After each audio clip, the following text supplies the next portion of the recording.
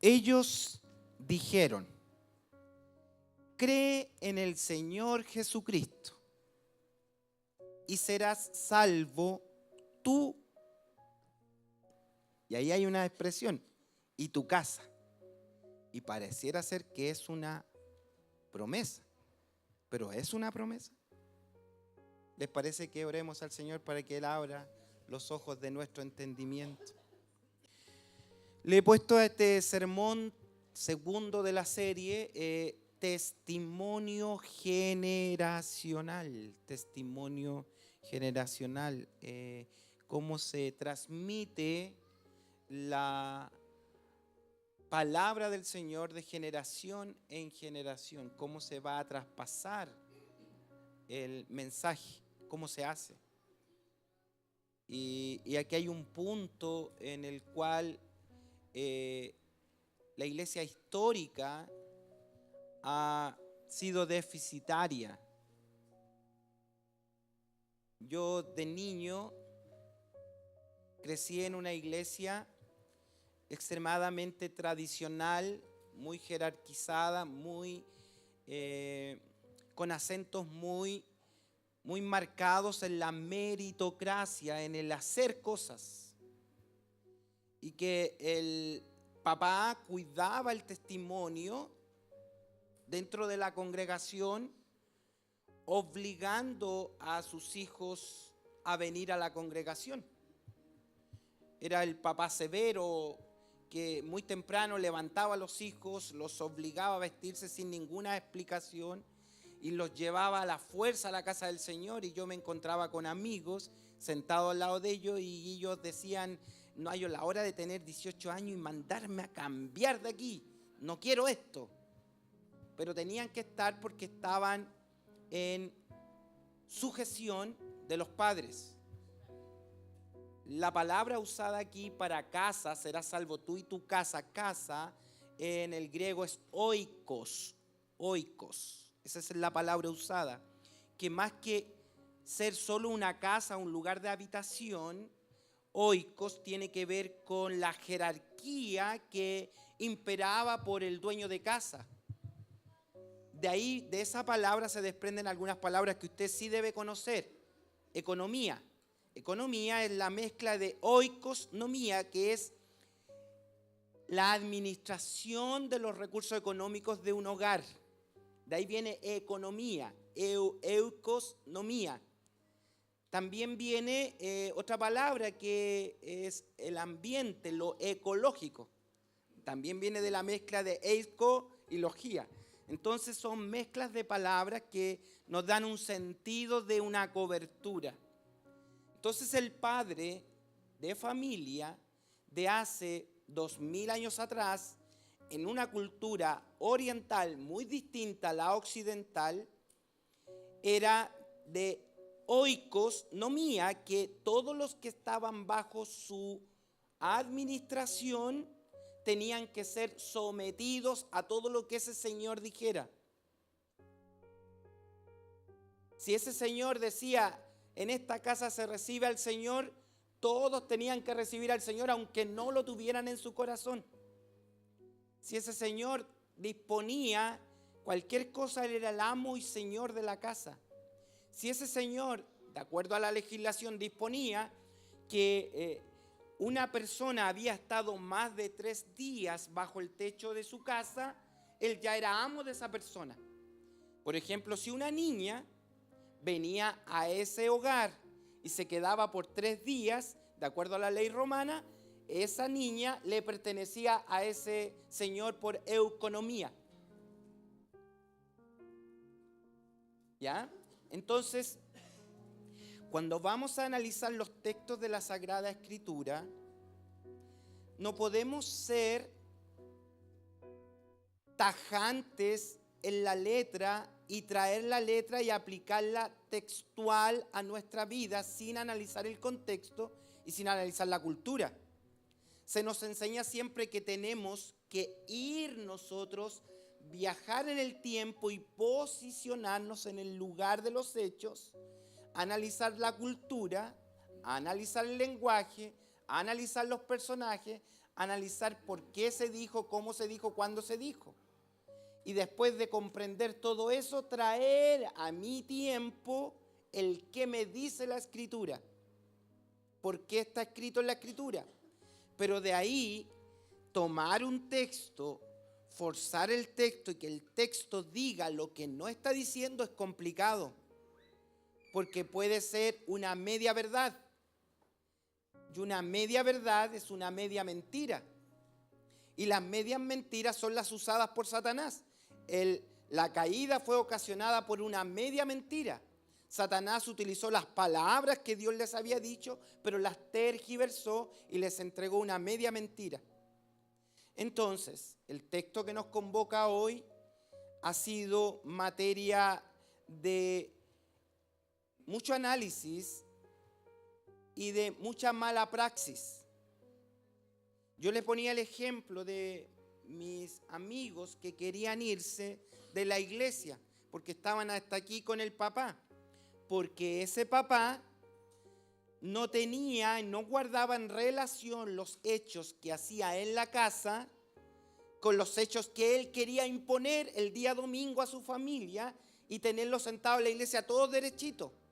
Y que estuvieran atentos, les tiraba la oreja, nos peinaban con gomina atrás y todos bien derechitos. No existían celulares, no había que entretener a los niños. Los niños estaban ahí sentados en la banca, un papá en la punta, la mamá en la otra punta y los niños al medio, y de ahí no se movían. Pero el niño llegaba a la casa y veía actitudes de su padre o de su madre que allá hablaban en otras lenguas.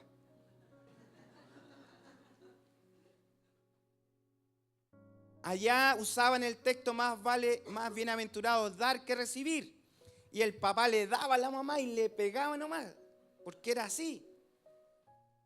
Entonces, cuando contrastaban lo que era la Biblia con lo que está pasando en la casa, hay una dicotomía, no guarda relación. Pero ese mismo papá y esa misma mamá guardaban en su corazón, sobre todo cuando los niños ya no querían venir, guardaban en su corazón el texto: cree en el Señor Jesucristo y serás salvo tú y toda su casa. Entonces decían: yo tengo la esperanza en el Señor, conforme a su palabra, que toda mi casa va a ser salva.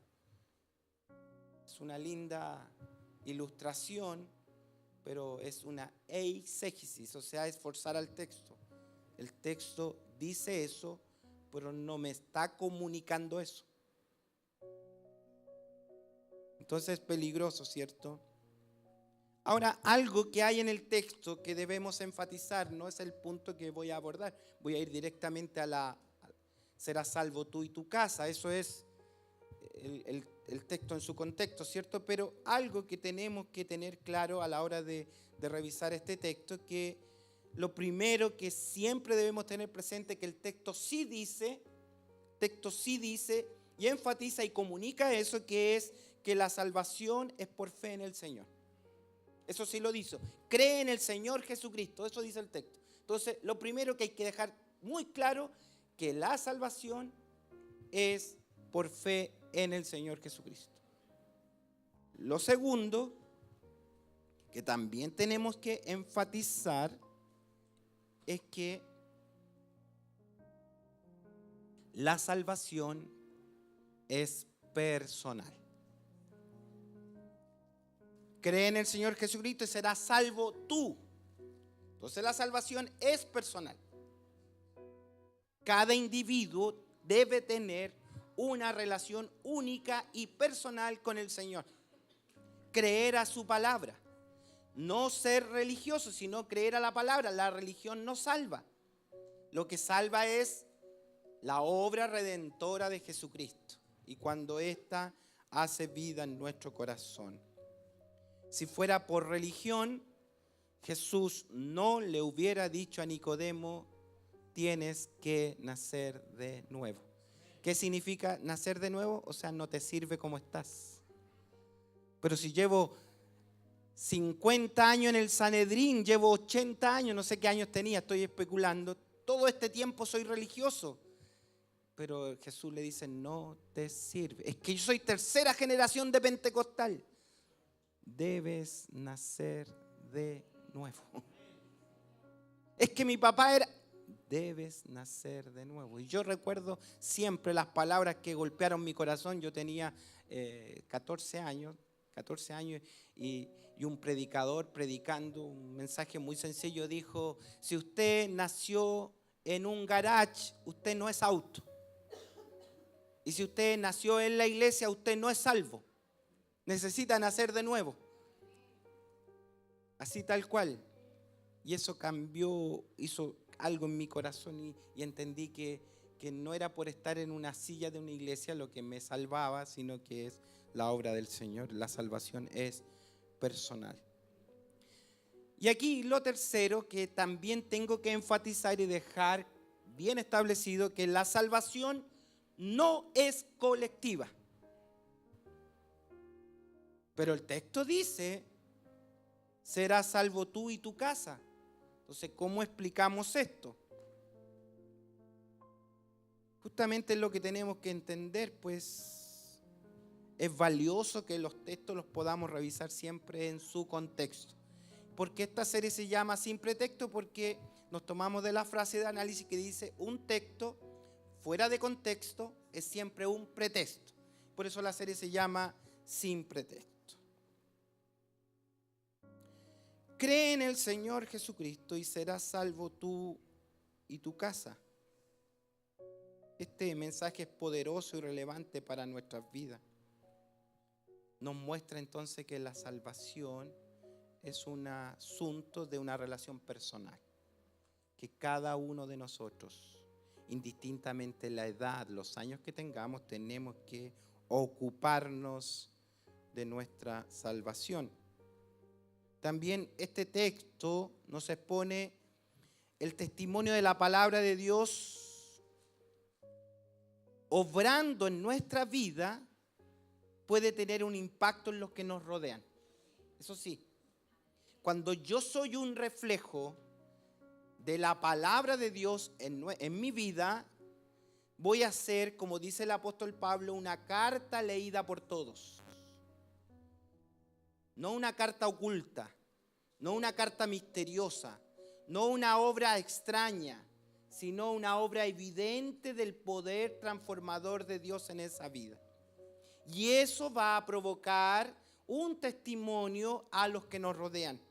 Cuando hay coherencia en el hermano que canta, en el hermano que toca, en el hermano que predica, con el hermano que está en casa, con el hermano que cocina, que barre, que atiende a los niños, que va al trabajo, en sus conversaciones, en sus acciones, en los lugares que visita, en los lugares que frecuenta, en lo que ve en la televisión, en lo que ve en su celular, lo que hace a cada instante. ¿Hay coherencia o no hay coherencia? Y si no hay coherencia, debemos preocuparnos. Entonces, en este sermón, exploremos este pasaje y descubramos cómo aplicar este texto a nuestra vida y obviamente a nuestra familia. Y no reclamar promesas infundadas. Pero ¿cómo vamos a hacer un testimonio generacional? ¿Cómo vamos a traspasar el testimonio a las generaciones, a nuestras familias? ¿Cómo lo hacemos? Nunca autoengañados pensando que la promesa es del Señor y que el Señor se encargará. Y esto nos hace sacar el pie del acelerador de la urgencia porque decimos, bueno, si están bajo la promesa. ¿Cuántos de nosotros, yo me incluyo, yo soy pentecostal de tercera generación, cuarta generación ya. Yo soy pentecostal de cuarta generación. Entonces a mí me vendieron el cuento, y se lo digo al tiro. Me vendieron el cuento que yo había nacido en cuna de oro. Y yo cargaba cuna de oro. Y cuando el Señor llegó a mi corazón me dijo, ¿sabes, Fernando? Son bienaventurados los pobres en espíritu. Tú no eres pobre porque tienes cuna de oro. Mientras no botes tu cuna de oro, yo no puedo obrar en tu corazón. Muchos viven autoengañados. No, que ya nací en cuna de oro. ¿Qué cuna de oro? No existe la cuna de oro. No existe. Bótela. Usted es pobre en espíritu y necesita de un Salvador. Que el Señor nos ayude. Entonces tenemos que traspasar un testimonio generacional. Para esto, revisemos entonces 2 puntos que vamos a estar revisando en cada uno de estos sermones. Lo primero es, ¿qué dice el texto dentro de su órbita textual? ¿Cierto? ¿Qué dice el texto dentro de su órbita textual? Órbita textual es que está puesto dentro de un capítulo. O sea, no es un texto aislado, no es que yo tomo el texto ese que está ahí flotando y eso es todo lo que dice.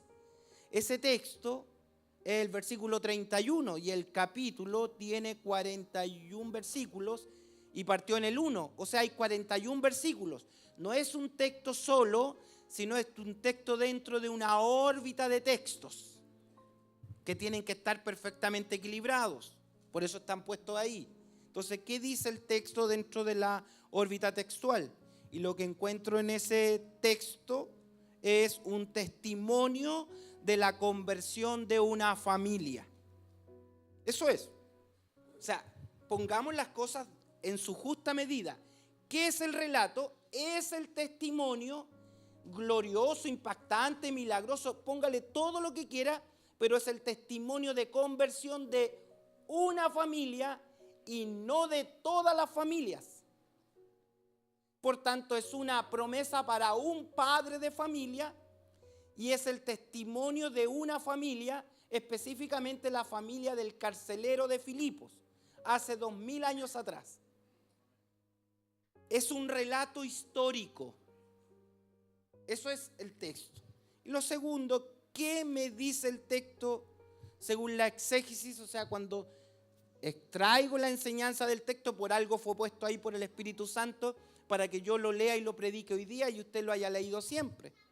¿Para qué está puesto ahí? Entonces, lo que vamos a ver ahí es la importancia de la influencia testimonial que debe tener el cristiano.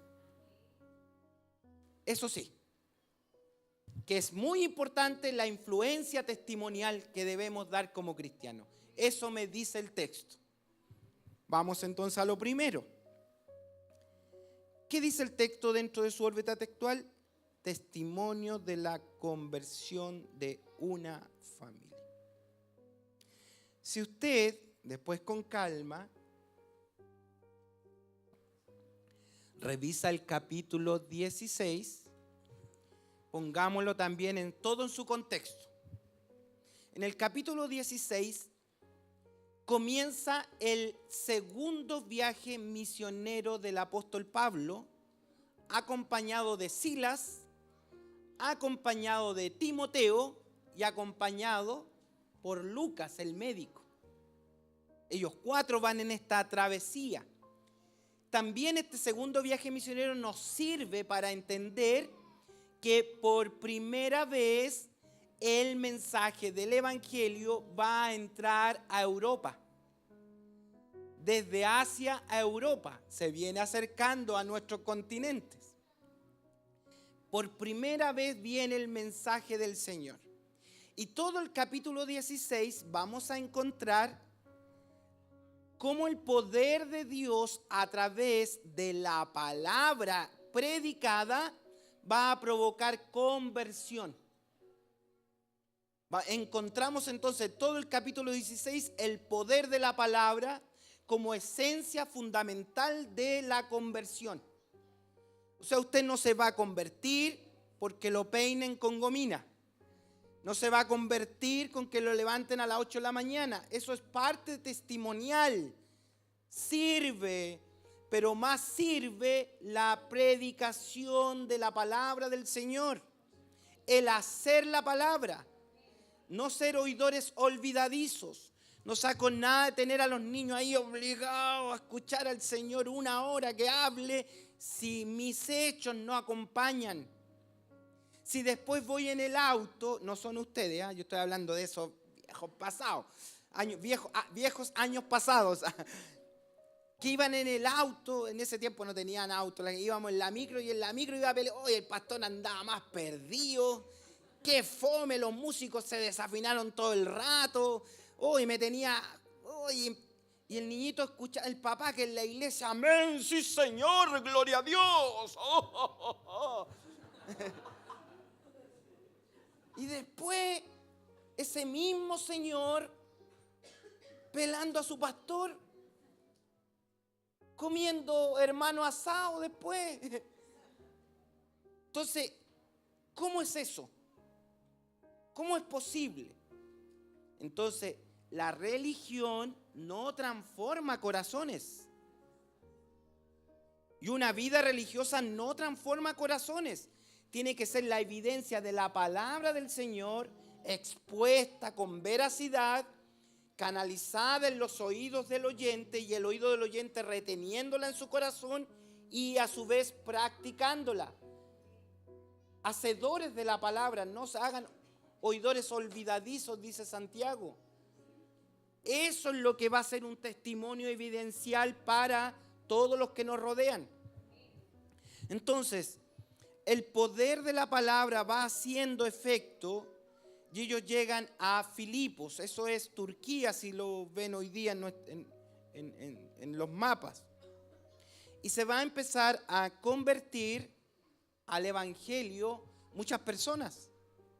Principalmente tiene el énfasis de esto oikos, el hogar, la figura, la economía, la administración grupal, cómo el evangelio fue penetrando así.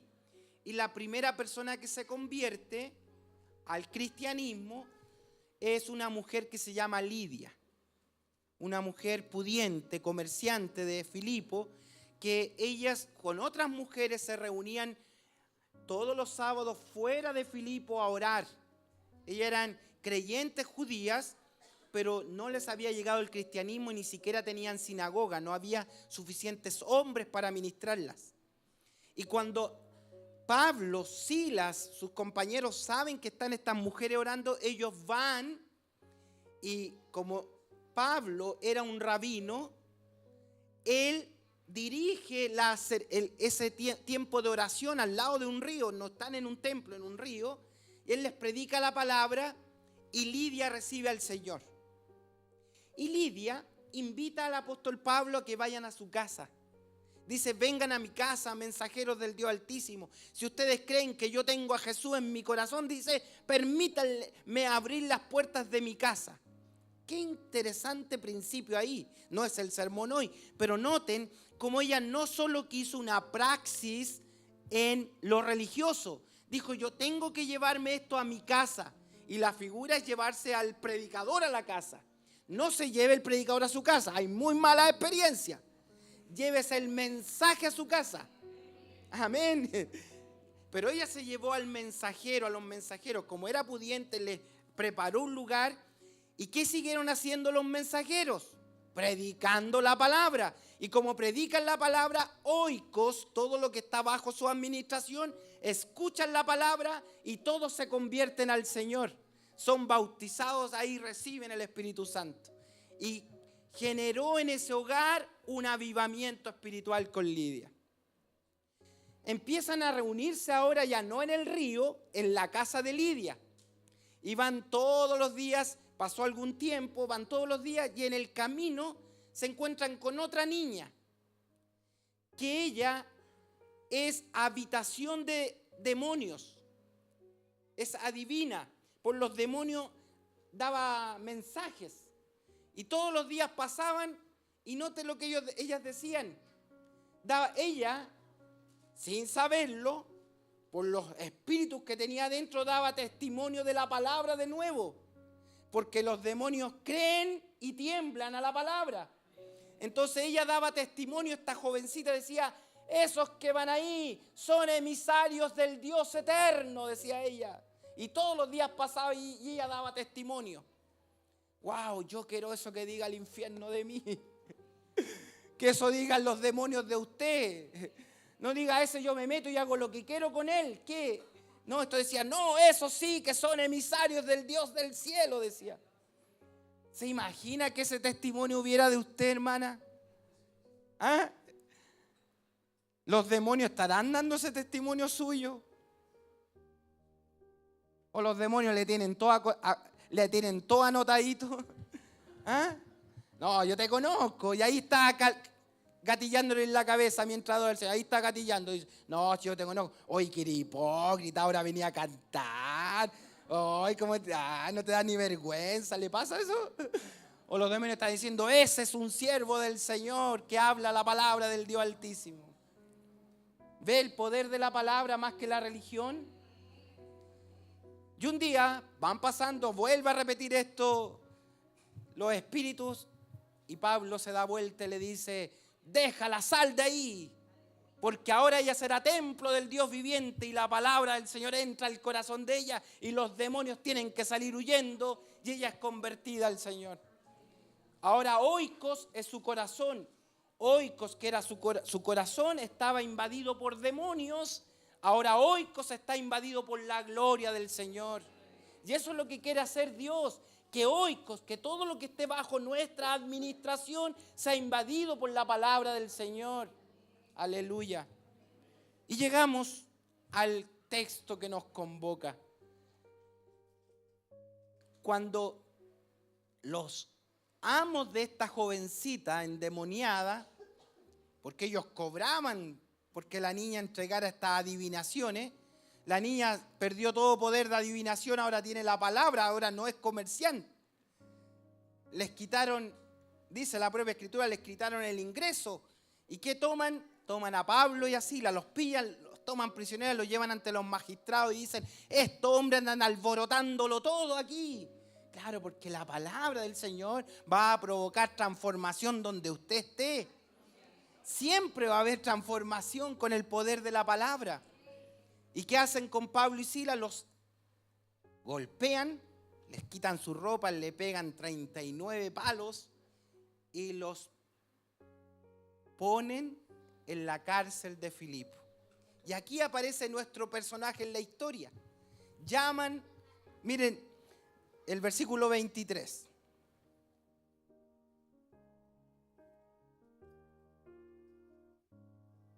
Después de haberle azotado mucho, los echaron en la cárcel, mandando al carcelero que los guardase con seguridad, el cual recibió este mandato, los metió en el calabozo de más adentro y más aún los aseguró los pies con el cepo. Noten esto. Aquí ya vamos llegando al texto que nos convoca, ¿cierto? Pero ya vamos, ¿qué está sucediendo? Y aquí hay todo un sermón, ¿cierto? No lo voy a exponer. Estos benditos locos que llevan la palabra del Señor están en el lugar más podrido de la cárcel. Las cárceles por lo general eran construidas hacia abajo. El cepo era un lugar donde le ponían entre cadenas y madera las manos y los pies. O sea, era una posición muy incómoda. Porque le dijeron al carcelero de Filipo que estos eran prisioneros peligrosos y que no se podían escapar.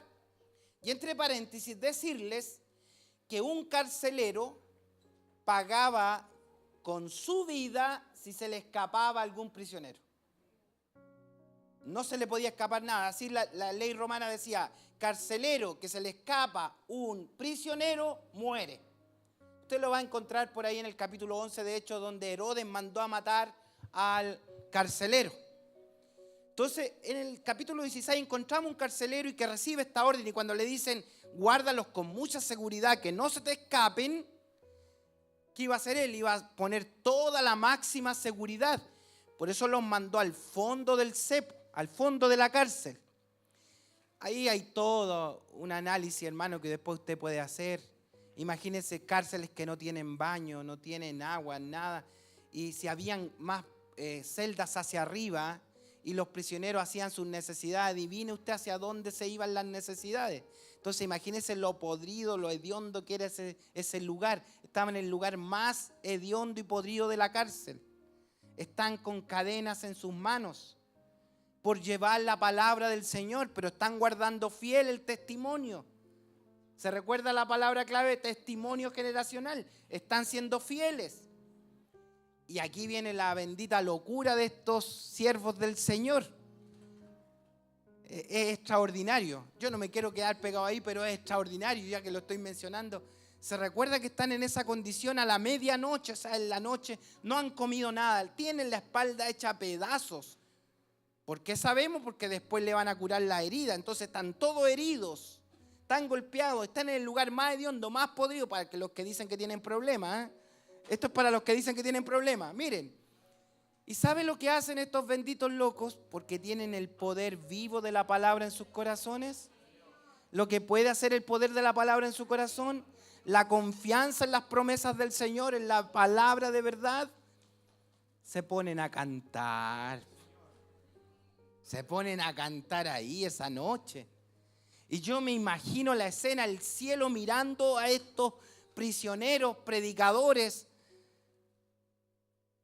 cantando. Y esa alabanza atraviesa el cielo, se abre, rompe el cielo y el cielo se estremece.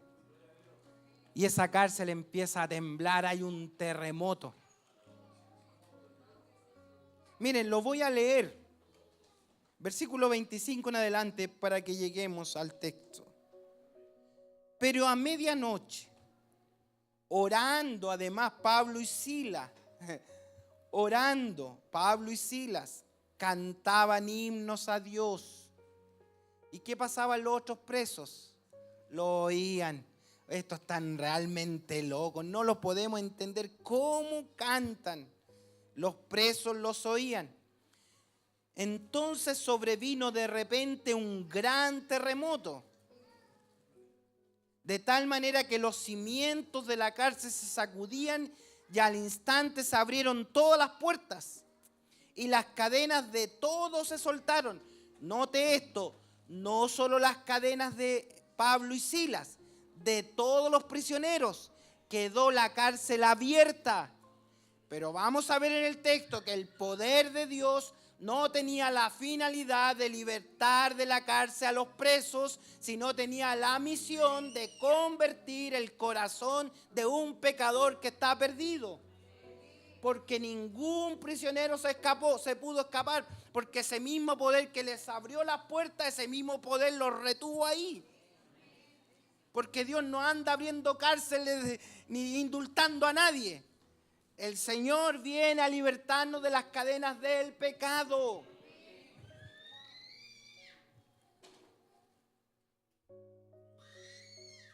Despertando, versículo 27, despertando el carcelero y viendo abiertas las puertas de la cárcel, ¿qué dijo? Si yo soy carcelero, tengo prisioneros en la cárcel, está todo abierto, ¿cuál fue el pensamiento del carcelero? ¿Ah? Obvio, ¿qué pensaría usted? Hasta aquí nomás llegué.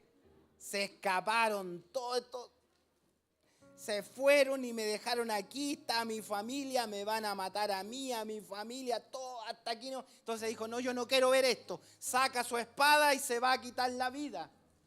Pero todo esto que está sucediendo es por amor a ese corazón que tiene que oír el mensaje del Evangelio. Pero él no sabe. Entonces, más Pablo clamó a gran voz diciendo, no te hagas ningún mal, pues todos estamos aquí. Mire la conexión del Espíritu con el corazón de Pablo. Pablo está al final, él nos ve, está oscuro, pero él sabe que todos están ahí porque el poder de Dios está haciendo esta obra. No te hagan ningún mal. Él entonces, pidiendo luz, el carcelero buscó una antorcha, pidiendo luz, se precipitó adentro y temblando, dice, se postró a los pies de Pablo y de Silas. Y sacándolos, les dijo, señores, la gran pregunta, ¿qué debo hacer para ser salvo? ¿Qué es esta obra? Es un avivamiento en una cárcel de Filipo. Es el mover del Espíritu Santo. no están hablando en lengua, no están cantando, estaban unos hombres orando y cantando al Señor, y el cielo se estremece y viene la misma obra de conversión, porque cuando hay conversión verdadera se provoca una explosión en el alma.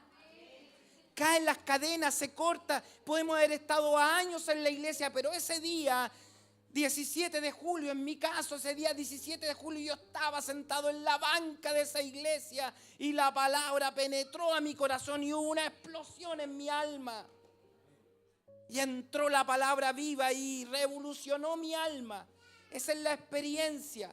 Esto no es intelectual, es espiritual. Y el cielo se mueve de múltiples maneras para hacernos entender que su poder es genuino y real, que Él transforma los corazones. Señor, ¿qué debo hacer para ser salvo? Ellos le dijeron, cree en el Señor Jesucristo y serás salvo tú y tu casa. Ese es el contexto. Ve, aquí sale el texto. Me está relatando la conversión de alguien que administra un oikos, un hogar que está bajo sujeción de él, que va a recibir órdenes. Además, el apóstol Pablo, inspirado por el Espíritu Santo, en esta ocasión le está entregando un mensaje profético directo a él. No a todos, se lo está dando a él. ¿Me siguen? Le dice, cree en el Señor Jesucristo, vas a ser salvo tú y toda tu casa. Vean cómo se provoca la conversión verdadera de él y de toda su casa. ¿Cómo se provocó? Siga leyendo, por favor. 32. Y le hablaron la palabra del Señor. Siempre la conversión va a ser producto del poder de la palabra. Tengo que hablar la palabra, tengo que predicar la palabra, tengo que predicar la verdad, tengo que enseñar la verdad, tengo que vivir la verdad. Si eso no es real en mi vida, mi familia no va a venir al Señor, no tiene referentes, son huérfanos, están perdidos, como mi corazón está perdido. Entonces el poder de la palabra es el que va a provocar la transformación. Predicándoles la palabra del Señor. ¿A quién se la predicaron? A todos los que estaban en su casa.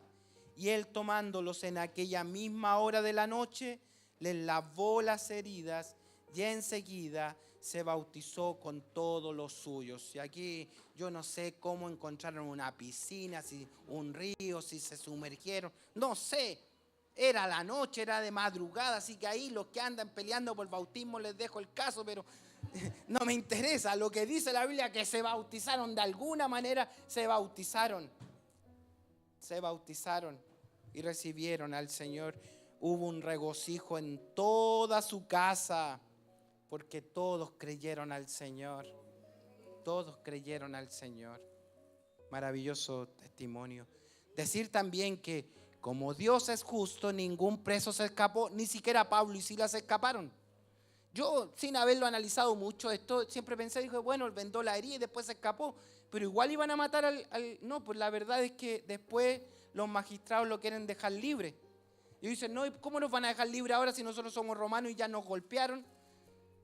Entonces le vino a decir, por favor, discúlpenos, pero váyanse de aquí, váyanse, no quisimos hacerle esto. Los liberan de la cárcel, le piden hasta disculpas a Pablo y Silas.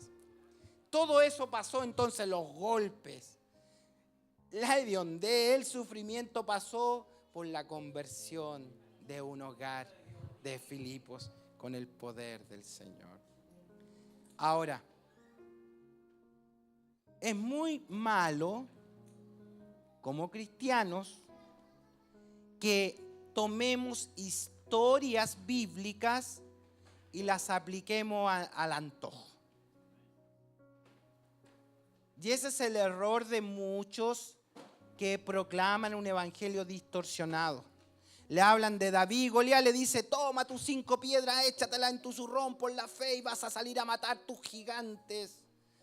Y donde lean una historia, se la aplican de inmediato. Yo me acuerdo un testimonio real de unos misioneros que andaban en el Amazonas de Brasil y había muchas lluvias y ellos tenían que llegar a un refugio, pero estaba el Amazonas y tenían que cruzarlo y no hallaban cómo hacerlo, estaba desbordado. Y uno de los misioneros le dice a los otros: ¿ustedes creen a la palabra del Señor? Sí, sí creemos, todos creemos. Bien, Pedro caminó sobre las aguas, sí, amén. ¿Y usted cree que si nosotros podemos caminar sobre el agua? Sí, amén, caminemos sobre el agua. Y la historia termina que los misioneros se ahogaron. Nadie los mandó a caminar sobre el agua. ¿Es una historia bíblica? Sí.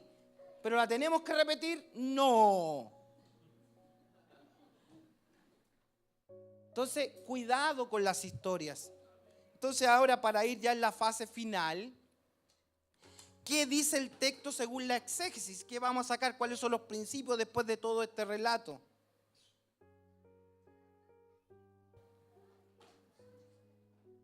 Mira, hay un principio que yo quiero así rápidamente comentarles, que la escritura tiene diferentes lenguajes, ¿cierto? Son diferentes, hay más de 40 autores distintos, hay 66 libros distintos, en épocas distintas, 1500 años los separan. Hay léxicos, hay escritura, todo es distinto. Hay tipos de textos también. Hay libros que son históricos, como el libro de Hechos es un libro histórico. Y hay otros libros que son didácticos. Y eso es lo que tenemos que entender. Los didácticos viene de la palabra didasquía en el griego, que significa instrucción, enseñanza. Entonces, los libros que son narrativos, Dios se encargó de darnos los libros didácticos para que a través de ellos se interpreten las historias para sacar los principios espirituales que Él quiere transmitirnos. Porque la Biblia se interpreta a sí misma. Yo no puedo sacar un texto fuera de contexto y decir lo que quiera con ese texto. Si no, tengo que ponerla en su contexto, pero también buscar, cuando son relatos históricos, tengo que buscar la didáctica, o sea, la enseñanza. ¿Qué me la va a dar? La propia palabra del Señor. Por eso que muchos hechos relatados en los evangelios, en Hechos de los Apóstoles, son explicados en las cartas. Ahí se aclara la doctrina. Las cartas son didácticas, los evangelios y Hechos de los Apóstoles son históricos. Entonces, sacar teología desde un texto histórico es peligroso. Y eso ha pasado, que puedo predicar lo que se me ocurra. Tú gigante, vas a matar gigante, eres valiente, tú eres como Sansón, toma la quijada, puedo hablar lo que quiera. Pero si es histórico, no sirve como principio teológico, sirve como aplicación a la verdad. ¿Me están siguiendo? Entonces, ¿qué necesitamos? Lo didáctico, que Dios nos enseñe. El Señor nos dijo: vayan a contar historias. Dijo: id y haced discípulos a todas las naciones, enseñándoles que guarden todas las cosas que les he mandado. Eso va a ser vida en el corazón. Amén. No tenemos que sacar nuestras propias conclusiones antojadizas. Entonces, ya finalizando, ¿qué aprendemos del texto que dice: cree en el Señor Jesucristo y serás salvo tú y tu casa? Lo primero que hemos aprendido, que la salvación es personal. Que Dios provee salvación, pero individualmente. Dios se está relacionando individualmente.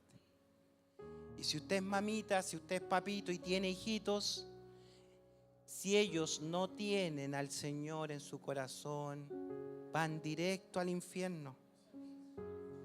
Porque no existe esa promesa.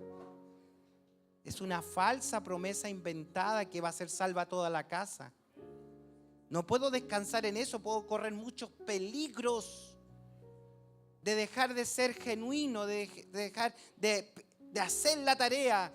¿Qué hizo Pablo y Silas mientras estaba en el cepo? Oraba, cantaba, predicaba, anunciaba ante todas las circunstancias, aunque está todo difícil, aunque hay tanta ideología y tanta corriente. ¿Qué vas a hacer, papito? ¿Qué va a hacer mamita? ¿Qué va a hacer abuelita?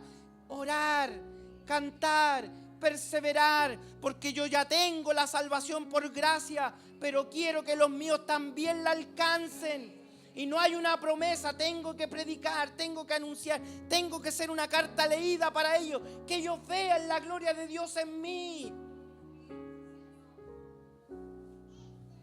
La salvación es personal. Lo segundo es que la salvación es un acto de confianza en Dios. Y tenemos que enseñarle a todos los que nos rodean que confíen en el Señor para su salvación, que no confíen en sí mismos. No confíen en la antigüedad, no confíen en la religión, no confíen en los años de evangélico que tiene el papá. Mi papá era evangélico, así que tengo asegurado el cielo. Eso es mentira. Mi papá era pastor, mi papá era obispo, mi papá era oficial. Es de los antiguos, de JB, aleluya. No. Debes confiar plenamente en la obra del Señor. Cree en el Señor Jesucristo, en Él. Él provee la salvación. No es mi antigüedad, no es mis años, no es mi currículum, es Él. Toda la salvación es de Él. Por eso que cuando lleguemos a su gloria, nos vamos a inclinar y vamos a cantar el cántico nuevo y le vamos a decir: Señor, a ti te pertenece la salvación. Tuya es la honra, tuya es la gloria, tuya es la alabanza. Tú lo hiciste en mi vida. Y tengo el pleno deseo, mi oración, mi canto, mi perseverancia es que los míos también lo tengan en su corazón. Que sus hijos, que sus nietos, que sus familiares, que sus hermanos, que todos reciban lo que usted tiene. Si usted descansa en falsas expectativas, estará perdiendo el tiempo. Esto es urgente. Queremos correr a hacer campañas, queremos correr a hacer conciertos, queremos correr y en la casa no predicamos nada, no anunciamos nada, no decimos nada. Nos ven duditativos, nos ven faltos de fe, nos ven hablar, decir, perder la confianza. No parecemos cristianos. ¿Cómo quiere alcanzar a los suyos? Y vive anclado de una falsa promesa. No, si el Señor dijo, todos los de mi casa. Eso no lo dijo el Señor. Eso se lo dijo al carcelero de Filipo. Es un testimonio. Yo tengo que predicar, tengo que vivir. La fe puede tener un impacto en mi familia cuando yo soy creíble, cuando transformo mi hogar en un oikos. Traigo la economía de Dios a mi casa. Cuando mi casa es templo del Dios vivo, cuando Él administra mi hogar, cuando es el Señor de mi casa, cuando Él es el Señor, cuando Él es el sacerdote, cuando es el rey de mi casa, no yo, cuando nosotros servimos a ese rey y todo mi hogar gira en torno a Él, entonces puedo esperar que la palabra del Señor haga vida en los que están bajo mi techo. Pero lo llevo a Él, a mi casa. Y eso falló la religión. Eso fallaron muchos antepasados que llevaron a la casa su nombre, su antigüedad, sus cargos, su jineta. Pero eso no fue coherente con una vida cristiana íntegra para el Señor. No lamentaron sus defectos, no lloraron sus errores, no buscaron el rostro del Señor, no oraron en las dificultades, no le dieron gracia en la abundancia. Vivieron relativistas el evangelio, dejaban la casa del Señor por cualquier cosa. No le transmitieron principios del reino a esos corazones. Y después quiere que la promesa se cumpla. ¿Qué promesa? Si la salvación es individual, es personal. Y tenemos la tremenda urgencia de predicar a nuestra familia, a nuestros hijos, a todos los que nos rodean. Y que hoy economía de Dios esté en nuestro hogar. Que le digamos: hijos, Dios sustenta esta casa. Hijos, Dios dirige esta casa. Hijos, no sé yo, como dijo Josué, yo y mi casa decidimos servir al Señor. O sea, Él va a ser mi rey. No quiero solo ir al culto el domingo. Vamos a servir Yo y mi casa serviremos al Señor todos los días, las 24 horas. Nos levantamos sirviendo al Señor, nos acostamos sirviendo al Señor. Hay un problema generacional. La primera generación ha conocido a Dios, y la segunda generación, los hijos de los que conocieron al Señor, dan por sentado que son hijos del Señor, pero no tienen relación con ese Dios. Es el Dios de su padre, pero no es el Dios de ellos. Por tanto, la tercera generación se pierde. Ese es el peligro. Cuando nosotros a nuestras generaciones no le hemos dado testimonios. ¿Quiénes deben transmitir el mensaje? ¿Quiénes? Los padres, los hermanos, los primos, las abuelas, los niños, a sus abuelos. ¿Usted sabe quién le transmitió el evangelio a mis padres?